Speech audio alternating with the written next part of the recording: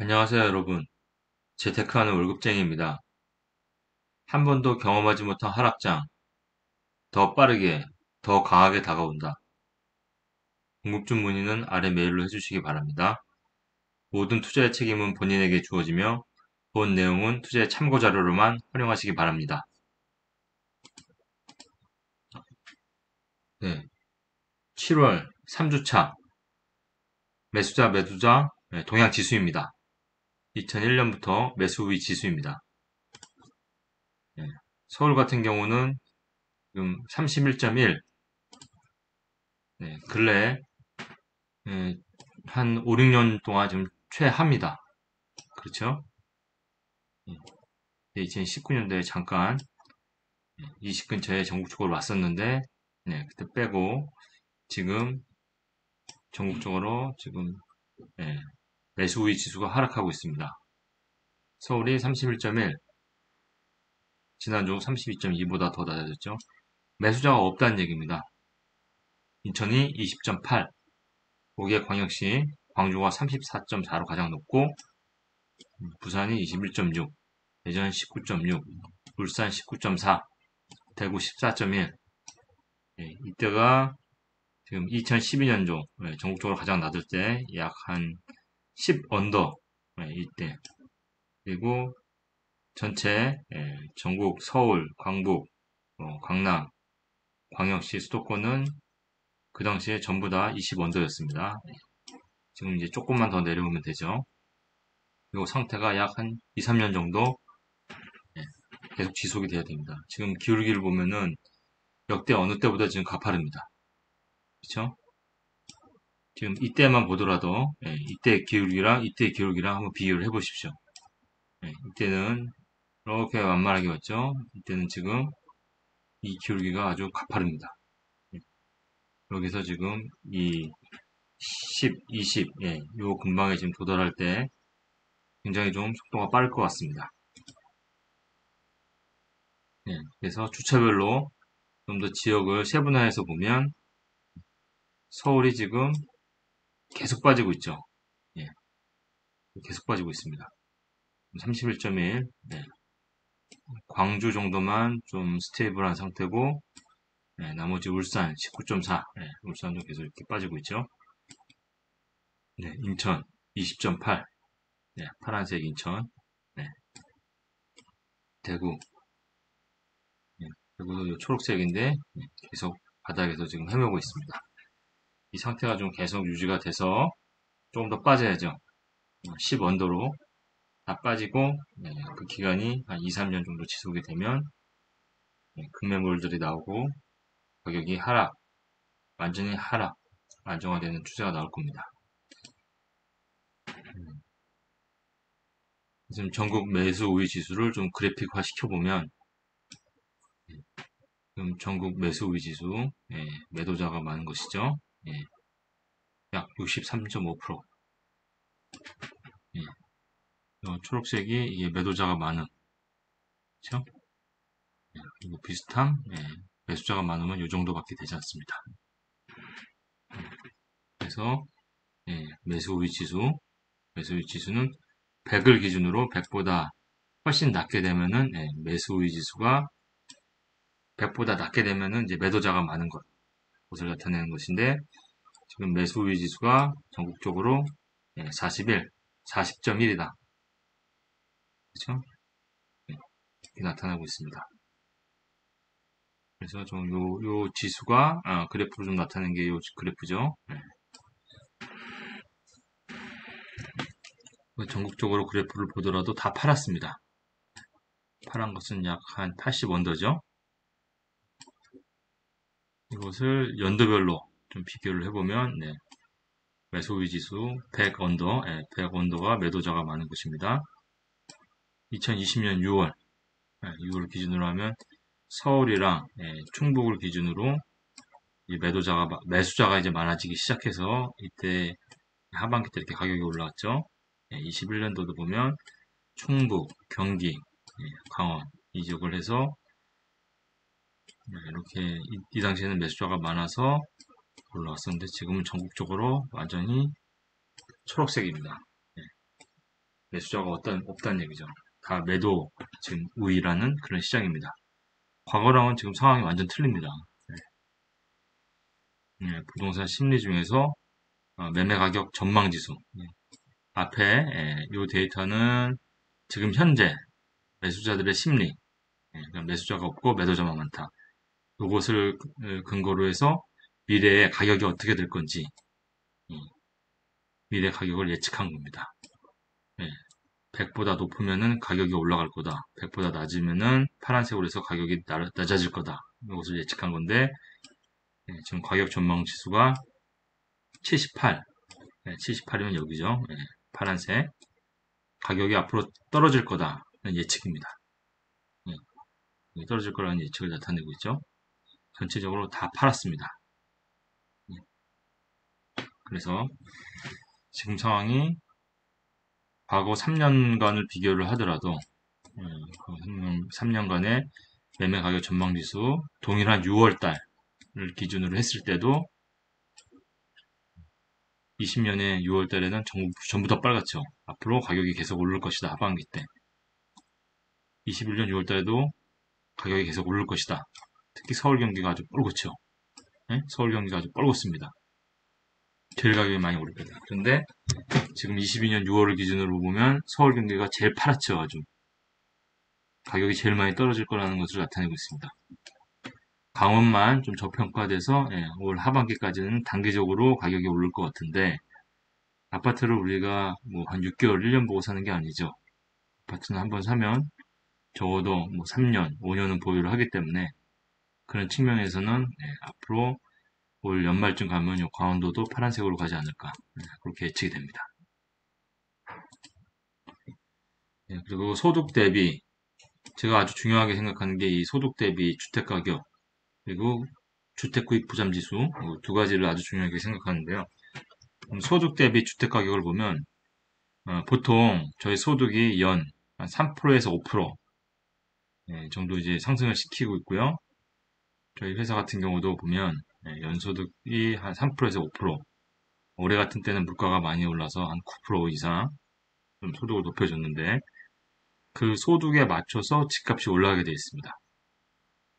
그래서 그것을 따지면 서울 같은 경우는 소득이 가장 높기 때문에 보통 한 연 한 8% 정도, 8% 정도의 주택가격 상승률, 소득 대비 주택가격이니까요.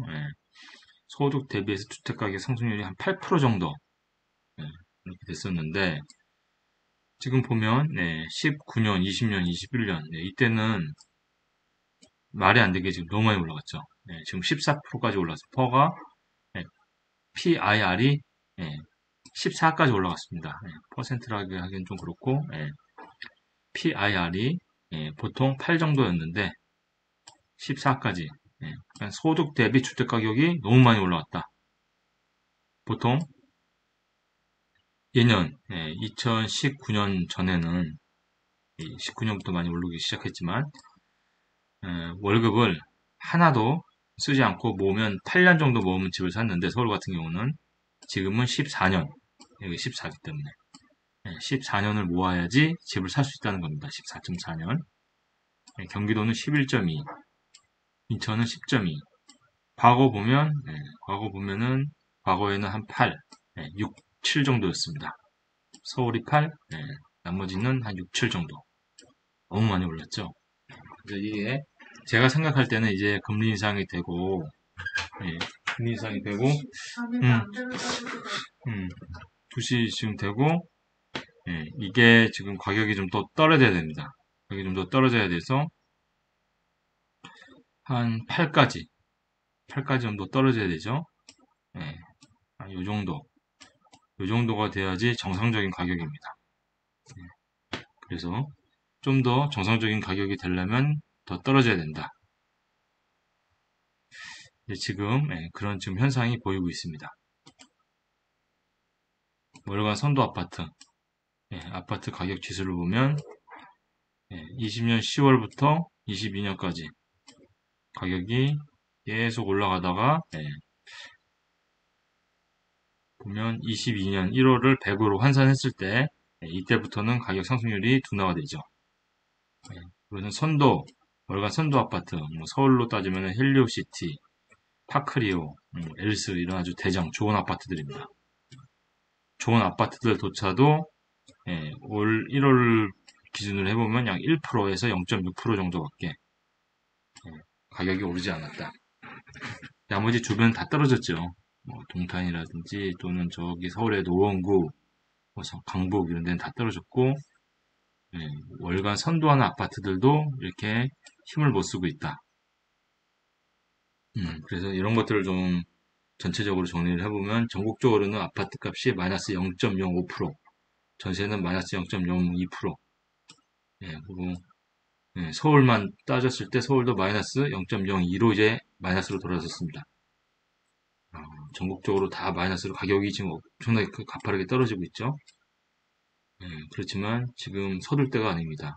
제가 말씀드렸듯이 소득 대비 아파트 가격으로 했을 때는 이때는 유동성 풀어서 돈이 몰렸기 때문에 된 거기 때문에 정상적으로는 한참 떨어졌는데 이 가격만으로 봤을 때도 14가 한 8이나 9 정도가 되려면 40%, 3, 40%는 떨어져야 되죠. 서울은 3, 40%가 떨어져야 됩니다.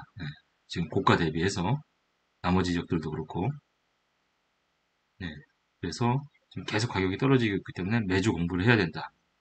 그러면 강원, 전북, 경북 정도만 좀 올라갔고 나머지 전국이 다 마이너스다. 이렇게 좀 보시면 됩니다.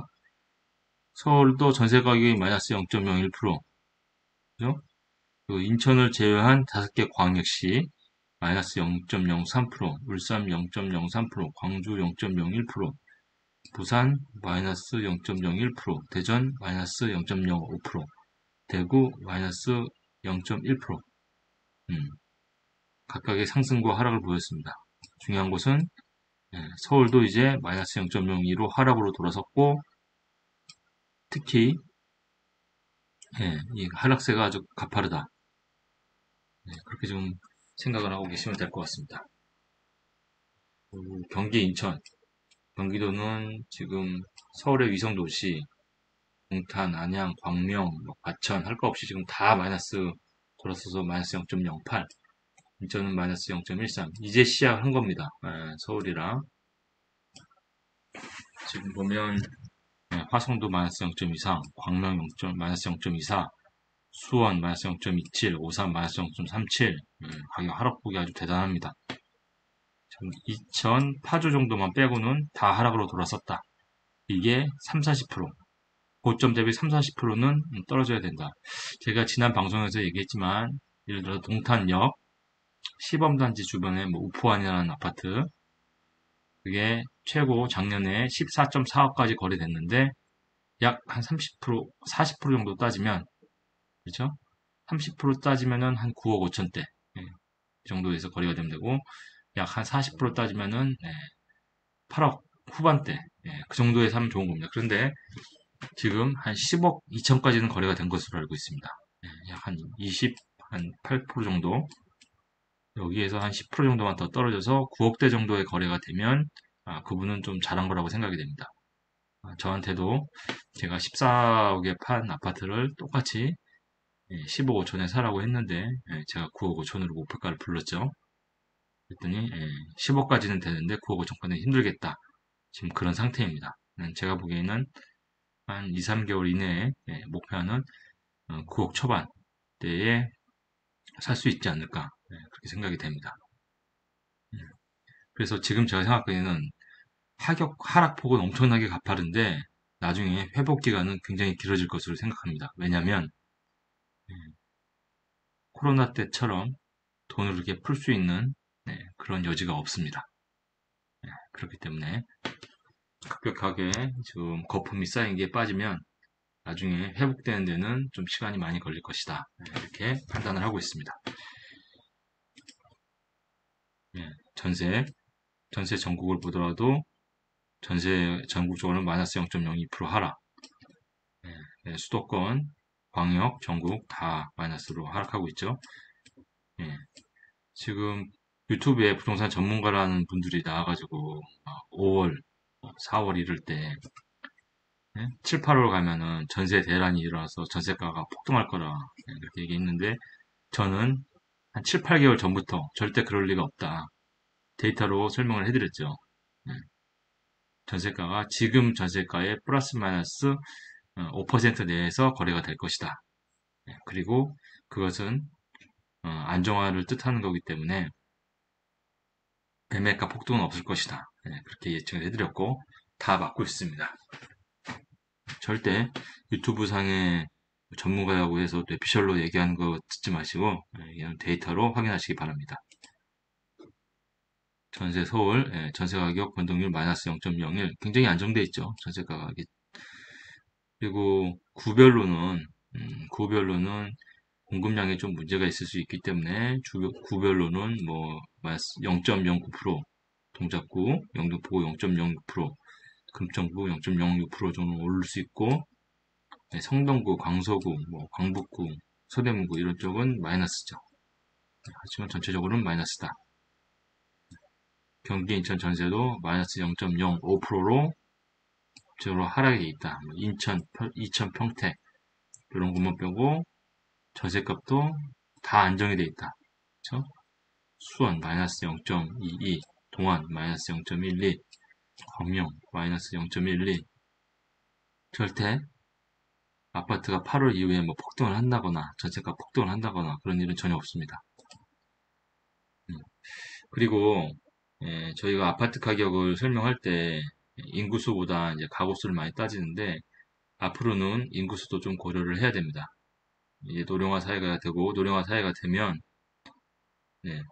사람들이 경제 활동을 할 수 있는 연령대가 늦춰지죠. 그 늦춰지는데 그 늦춰지는 인구가 줄어들기 때문에 절대적으로 인구랑 아파트 가격이랑 상관이 없다 이렇게 생각하시면 안 됩니다. 왜냐면 저희가 지금 보면은 2020년 12월 이때를 지금 기점으로 이때가 지금 최고가 됐고 전체 인구가 이때부터 이제 좀 줄어들기 시작했습니다. 그래서 요때가 아파트 가격이 피크였죠. 요때 인구가 피크를 찍고 남은 그 유동성 돈이 이때 몰리고 이때부터 이제 하락이 시작됐습니다. 그렇죠? 실제는 21년 한 10월 달부터 그렇죠? 때문에 인구와 가구를 좀 같이 봐야 됩니다. 보고 그래서 미래 인구 전망을 좀 추측을 해보면은 20년, 21년 이때가 최고였습니다. 최고였고 이때를 기준으로 인구는 계속 감소를 한다. 그래서 2027년에는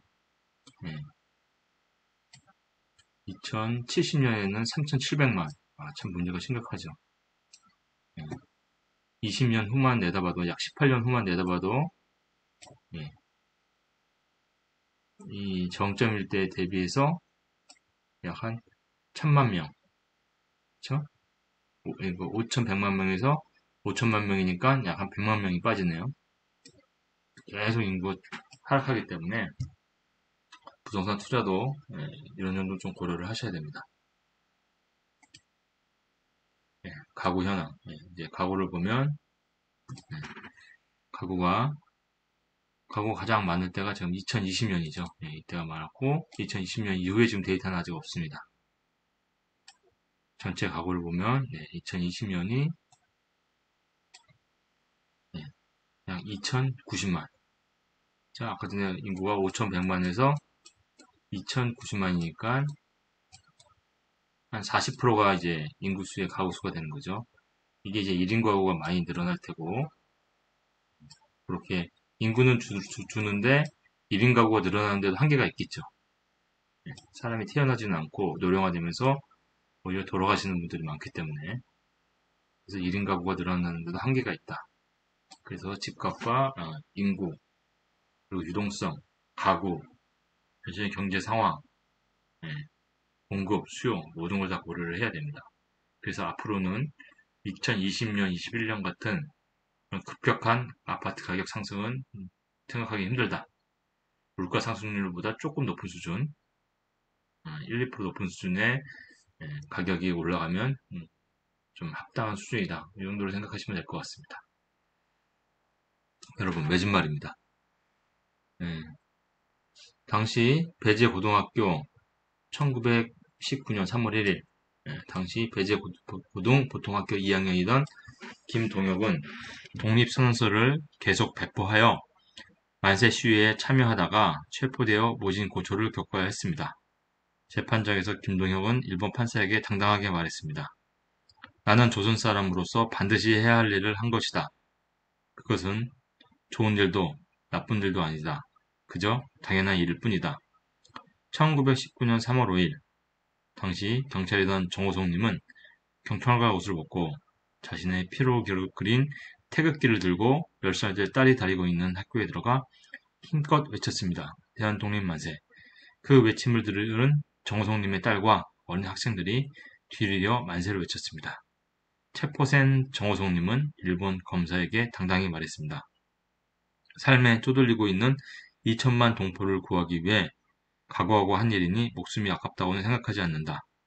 독립선언서를 인수한 보성사의 사무원 인종익님은 독립선언서를 지방에 전달하다 체포되었습니다. 그리고 다른 지역에도 선언서가 배포되는 시간을 벌기 위해 끔찍한 고문을 당하면서도 동지들에 대해서는 단 한마디도 하지 않고 꿋꿋하게 버텼습니다. 노끈장수 김호준님과 그의 친구인 경성공업전문학교 학생인 양재수님은 각성호 회보라는 지하신문을 만들어 배포하다가 일본 경찰에 체포되어 고초를 치렀습니다. 유관순 열사는 내 손톱이 빠져나가고 내 귀와 코가 잘리고 손과 다리가 부러져도 그 고통은 이길 수 있으나 나라를 잃어버린 고통만은 견딜 수가 없다. 나라에 바칠 목숨이 오직 하나밖에 없는 것이 이 소년의 유일한 슬픔입니다. 라고 말했습니다.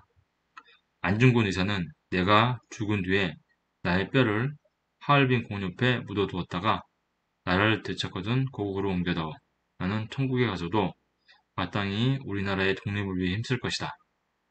대한 독립의 소리가 전국에 들려오면 나는 마땅히 춤추며 만세를 부를 것이다. 라고 말했습니다.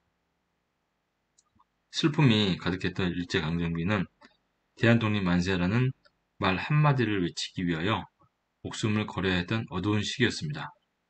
100여 년 전 목숨을 아끼지 않은 여러 독립운동가들의 외침 덕분에 지금 우리가 이 땅에서 자랑스러운 한국인으로 살 수 있습니다. 자랑스러운 조국에서 내가 조국을 위해서, 우리 민족을 위해서 조금이라도 기여할 수 있다는 것에 감사하면서 희망찬 조국, 자랑스러운 대한민국이 되도록 한 분 한 분이 각자의 위치에서 최선을 다하시길 기도드립니다. 오늘 방송도 도움이 되셨다면 구독과 좋아요 부탁드립니다. 감사합니다.